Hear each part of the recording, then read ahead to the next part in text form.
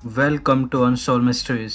तो दोस्तों, आज के इस वीडियो में हम और आप मिलकर बात करने जा रहे हैं साल 1984 में आई द म्यूटोलेटर के बारे में बात करेंगे। वेल ये एक American classic underrated horror slasher movie है जिसे डायरेक्ट किया था बडी कूपर ने।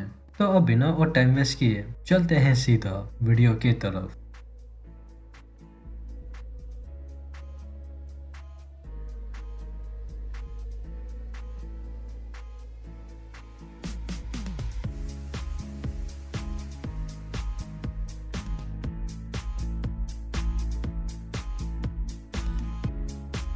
सो ऑल राइट, मूवी की स्टार्टिंग एक बहुत ही अनकॉमन एंड अनरियलिस्टिक सीन को दिखाकर होती है जिसमें हम सभी ही किसी कूपर नाम की फैमिली को देख पाते हैं। बेसिकली इसमें वाइफ का नाम पेमेला कूपर, वो अपने हस्बैंड एड के लिए जिनका आज रिलेवेंटली बर्थडे था। तो इसी ही चीज को देखते हुए पेमेला वो बस अपने किचन में एड के लिए कुछ केक वगैरह ही बना रही थी। तो किचन के बिल्कुल ही पीछे की तरफ ही बने हुए एक रूम के अंदर जेम्स, जो कि वो एड एंड पेमेला का इकलौता बेटा था। जेम्स ये बस अपने डैड को बर्थडे वाले दिन इम्प्रेस करने के लिए उनकी शॉर्ट गन की पॉलिश वगैरह ही कर रहा था। तो पॉलिश करते दौरान अचानक से उसके हाथ से गलती से ये लोडेड गन चल जाती है। तो इस रूम के बिल्कुल ही सामने की तरफ ही खड़ी किचन के अंदर वो गन की बुलेट सीधे पेमेला के पेट में जाके लग जाती है। तो जिसके चलते अनफॉर्चुनेटली उसे ही वक्त मिस पेमेला वो खड़े खड़े ही ठीक किचन के अंदर ही दम तोड़ के मर जाती है। तो खैर पेमेला कैसे मरती ही एड, जो कि वो बस नॉर्मली अपनी जॉब कर कर ही आ रहे थे। तो तभी ही एड वो अपने ठीक सामने की तरफ अपनी वाइफ को इस तरीके से ऐसे मरता हुआ देख इस सडन हुए एक्सीडेंट का पूरा ब्लेम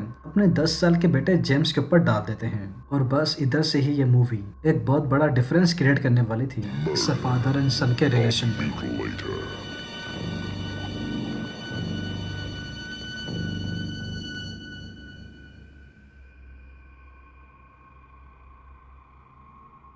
तो अब सीन सीधा उसे ट्रेजिक इंसिडेंट से 15 साल बाद जेम्स और उसके दोस्तों के ऊपर फोकस करता है, जिन सभी के ही नाम Daniel, Katie, Matt and Jennifer को देख पाते हैं, जो कि ये सभी ही कॉलेज के स्टूडेंट्स एक लोकल पब के अंदर बैठकर अपने आने वाले समर वेकेशन के ऊपर, जिसकी स्टार्टिंग सरप्राइजली कल से होने वाली थी, साथ में बैठकर उस बारे में बातचीत कर रहे होते हैं, कहते हुए कि ये सभी ही किस तरीके से इस वेकेशन को कम से कम पैसों के बजट के अंदर एक साथ एंजॉय कर यादगार बना सकते थे। क्योंकि ऑफ कोर्स ये सभी ही कॉलेज के स्टूडेंट्स थे जिन सभी के ही पास इतने पैसे थे नहीं कि ये ट्रिप या कैंपिंग वगैरह पे जा सके। सो एनीवे सब ठीक सामने ही बैठा जेम्स ये अपने इन दोस्तों की बातों को सुन तुरंत इन सभी को अपने डैड के एक लोकल बीच हाउस में चलने के लिए कहता है, जो कि टाउन के काउंटी साइड पे ही पड़ता था, जहाँ पर ये सभी ही बिना किसी पैसे के फ्री में ही साथ में एंजॉय कर इस वेकेशन को फैसिनेटिंग बना सकते थे। तो बस अब होना क्या था, जेम्स के इस आइडिया को सुन डेनियल, कैटी, मैट, जेनिफर वो सभी ही इसके बीच हाउस में चलने के लिए हाँ कह देते हैं। तो अब नॉर्मली उसे बीच पे जाने से पहले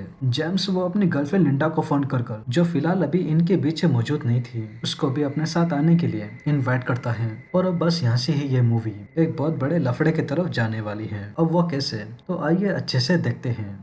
तो सीन अब बस इधर से चेंज होकर एक उसी ही बीच हाउस की तरफ ही फोकस करता है, जहाँ पर ये सभी ही कॉलेज के स्टूडेंट्स फाइनली इस जगह पर आकर इसको चेकआउट ही कर रहे होते हैं। तो तभी ही इस बीच हाउस के बेसमेंट के अंदर हम सभी ही जेम्स के dad I mean mister Ed Cooper को देख पाते हैं, जो कि वो 20 साल पहले हुए अपनी वाइफ के डेथ के इंसिडेंट से स्टिल अभी तक इतना ज्यादा डिप्रेशन और काइंड ऑफ एंजाइटी में थे कि वो अपने बेटे के हुए उससे भयानक से इंसिडेंट को, जिसने गलती से अपनी मॉम को शूट करके मार दिया था, अपने दिमाग से बिल्कुल ही निकाल नहीं पा रहे थे। तो बस अब 20 सालों तक इसी ही बात को अपने दिमाग में लेकर एड वो फाइनली अपने बेटे के साथ साथ अपनी वाइफ पेमेला की मौत का बदला लेने के लिए उन सभी ही कॉलेज के स्टूडेंट्स को, जो कि अभी इनके बीच हाउस में छुट्टियां बनाने के लिए आए थे, जान से मारने के बारे में सोच लेते हैं। तो अब इसे ही इंटेंशन के साथ सीन अप इंस्टेंटली रात को मैट एंड जेनिफर के ऊपर फोकस करता है। वो दोनों इस बीच हाउस के पास से ही मौजूद एक स्विमिंग पूल एरिया के पास आकर, जिधर बेसिकली इन दोनों के अलावा कोई था नहीं, स्विमिंग करने के लिए आए हुए होते हैं। सो समहाउ अब ये कपल बस स्विमिंग करने के लिए ही जा रहा था।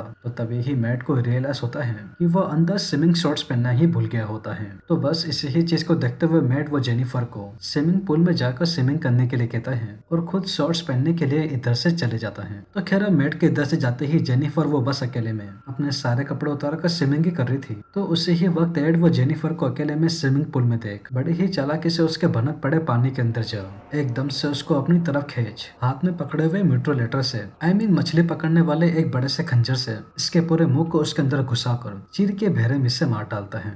तो अब जेनिफर के ऐसे मरते ही मैट वो फाइनली शॉर्ट्स पहनकर इससे पूल एरिया की तरफ ही आया हुआ होता है। तो इसको जेनिफर शॉकिंगली पूल के अंदर दिखाई देने को नहीं मिलती, बल्कि उसके सारे कपड़े पूल एरिया के पास में ही इधर से उधर बिखरे दिखाई देने को मिलते हैं। तो अब इस काइंड ऑफ अनएक्सपेक्टेड सीन को देख मैट वो नॉर्मली इस पूल एरिया के आसपास ही जेनिफर को ही ढूंढ रहा था। तो तभी ही उसी ही वक्त एड वो अचानक से अपने हाथों में चेंसो मशीन ले एकदम से इसके सामने आ मैट को ऊपर से लेके नीचे तक उससे ही चेंसो की मदद से बीच में से चीर के बहरे में से मार डालता है।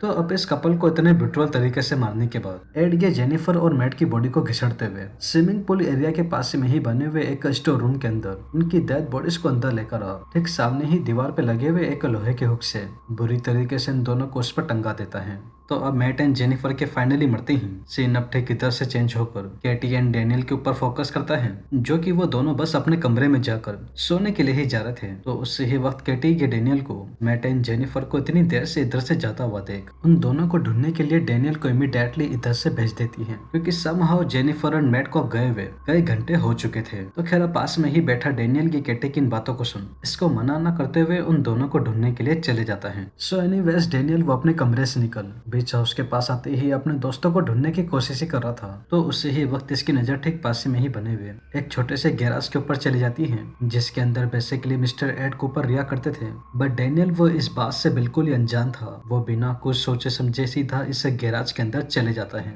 सिर्फ ये देखने के लिए कि इसके फ्रेंड्स मैट एंड जेनिफर इसके अंदर है कि नहीं। सो समहाउ इस गैराज के अंदर आते ही डैनियल को ठीक अपने सामने की तरफ मिस्टर एड कूपर दिखाई देने को मिलते हैं, जिन्हें ये देख अपने फ्रेंड्स के बारे में इनसे पूछता ही। तो तभी ही उससे पहले एड वो अपने ठीक पास में ही पड़े हुए एक घास काटने वाले बड़े से स्प्लेटर को ले सीधे अचानक से उसको डैनियल के गले के अंदर घुसा देते हैं और ठीक सामने ही दिख रही दीवार पे जाकर उसके सर को उसके गर्दन से अलग कर नीचे से काट कर बड़े ही बहरे में से मारकर टंगा देते हैं। तो अब डैनियल मैट एंड जेनिफर कैसे मरते ही सीन अब ठीक कैटी के ऊपर ही फोकस करता है। वो अपने बॉयफ्रेंड डैनियल को इतनी देर से मैट एंड जेनिफर के साथ न आता हुआ देख, जिनको इसने डैनियल को लेने के लिए भेजा था, बिना जेम्स और लिंडा को इस मैटर के बारे में बताया, जो कि वो दोनों ही अपने कमरे में सो रहे थे। खुद ही अकेले इस बीच हाउस से निकल उन तीनों को ढूंढने के लिए चली जाती है। सो समहाउ बीच हाउस से बाहर आती ही केटी बस अपने दोस्तों को आसपास देखकर ढूंढने की कोशिश करती। तो उसे ही दौरान एड कूपर वो गैराज के अंदर खड़े होकर बहुत ही अच्छे से उस पे ही नजर रखे हुए थे। ये केटी को अपने पास आता देख एकदम से गैराज से बाहर निकल इसके गले को पकड़ पास में ही रखी हुई टेबल पे लटाकर हाथ पैरों को बांध दो होस्टेज बनाकर अब अपने हाथों में उसे ही मेट्रो लेटर को ले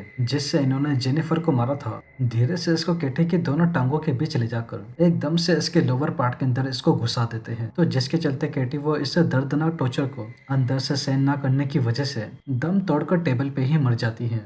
तो अब फाइनली इस मूवी के एंडिंग में Daniel, Katie, Jennifer and Matt के ऐसे मरने के बाद सीन अब आखिरी बार चेंज होकर लिंडा और जेम्स के ऊपर फोकस करता है, जहाँ पर ये दोनों बस अपने कमरे के अंदर सो ही रहे थे। तो उससे ही वक्त लिंडा को अचानक से घर के नीचे गैराज के अंदर से केटी की बहुत ही बुरी चिल्लाने की आवाज सुनाई देने को मिलती है, जिससे ये सुन डरते हुए तुरंत ही जेम्स को उठाकर अपने साथ इस इंसिडेंट के बारे में पता करने के लिए इमीडिएटली उसे ही गैराज के अंदर चलने के लिए कहती है। सो समहाउ अब ये दोनों ही गैराज के अंदर आते ही बस यहाँ पड़ी चीजों को देखते ही तो उसे ही वक्त जेम्स को लिंडा को इससे ही गैराज के एक रूम के अंदर अपने सभी ही दोस्तों की बहुत ही बुरी तरीके से डेड बॉडीज दिखाई देने को मिलती हैं। तो इसे दिल दहला देने वाले सीन को देख ये दोनों ही बस इधर से बाहर निकल भागने की कोशिश करते। तो उससे पहले ही एड वो इस गैराज के अंदर आ ठीक सामने ही खड़ी लिंडा और अपने बेटे जेम्स को देख, जिसने गलती से अनजाने में अपनी ही माँ को एड की वाइफ पेमेला को गन से शूट करके मार दिया था। फाइनली अब उससे 20 साल पुरानी फ्रस्ट्रेशन को निकालने के लिए, जो कि एड के दिमाग में अपने बेटे के लिए बैठ चुकी थी,